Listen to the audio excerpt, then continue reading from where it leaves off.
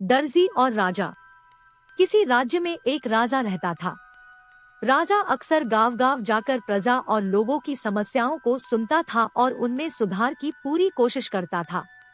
उसकी कर्तव्यनिष्ठा के चर्चे दूर देशों तक फैले हुए थे। ऐसे ही एक बार राजा किसी गांव में प्रजा की समस्याओं को जानने के लिए भ्रमण पर निकले हुए थे। उसी दौरान राजा के कुर्ते का एक बटन टूट गया। राजा ने तुरंत मंत्री को बुलाया और आदेश दिया कि जाओ, इस गांव में से ही किसी अच्छे से दर्जी को बुला लाओ जो मेरे कुर्ते का बटन लगा दे। तुरंत पूरे गांव में अच्छे दर्जी की खोज शुरू हो गई। संयोग से उस गांव में एक ही दर्जी था जिसकी गांव में ही एक छोटी सी दुकान थी। दर्जी को राजा के पास लाया गया। राजा ने कहा, मेरे कुर्ते का बटन सील सकते हो? दर्जी ने कहा, जी हुजूर, ये कौन सा मुश्किल काम है। दर्जी ने तुरंत अपने थैले से धागा निकाला और राजा के कुर्ते का बटन लगा दिया। राजा ने खुश होकर दर्जी से कहा, बताओ तुम्हें इस काम के कितने पैसे दूं? दर्जी ने कहा, महाराज, ये तो बहुत ही छोटा सा काम था, इसके मैं आपसे पैसे नहीं ले सकता। राजा ने फिर कहा, नहीं, तुम मांगो तो सही, हम तुम्हें इस काम की कीमत जरूर देंगे। दर्जी ने सोचा कि बटन तो राजा के पास था ही, मैंने तो बस धागा लगाया है, मैं राजा से इस काम के 2 रुपए मांग लेता हूँ।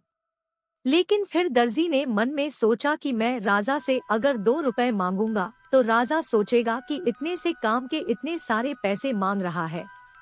कहीं राजा ये न सोचे कि बटन लगाने के मेरे से 2 रुपए ले रहा है, तो गांव वालों से कितना लेता होगा ये दर्जी। यही सोचकर दर्जी ने कहा, महाराज, आप अपनी स्वेच्छा से कुछ भी दे दें। अब राजा को भी अपनी हैसियत के हिसाब से देना था ताकि समाज में उसका रुतबा छोटा न हो जाए। यही सोचकर राजा ने दर्जी को 2 गांव देने का आदेश दे दिया। अब दर्जी मन ही मन में सोचने लगा कि कहाँ तो मैं 2 रुपए मांगने की सोच रहा था और कहाँ तो राजा ने 2 गांवों का मालिक मुझे बना दिया। दोस्तों, हम लोग भी उस दर्जी के समान अपनी क्षमता से सोचते हैं और भगवान से कुछ न कुछ अपनी हैसियत से मांगते हैं। लेकिन क्या पता ईश्वर हमको उनकी देने की क्षमता के अनुसार कुछ अच्छा और बड़ा देना चाहता हो। गीता में भगवान श्री कृष्ण ने कहा भी है कि कर्म करो, फल की इच्छा मत करो। जब आप भगवान पर सब कुछ छोड़ देंगे तब वह अपने हिसाब से आपको दे देगा।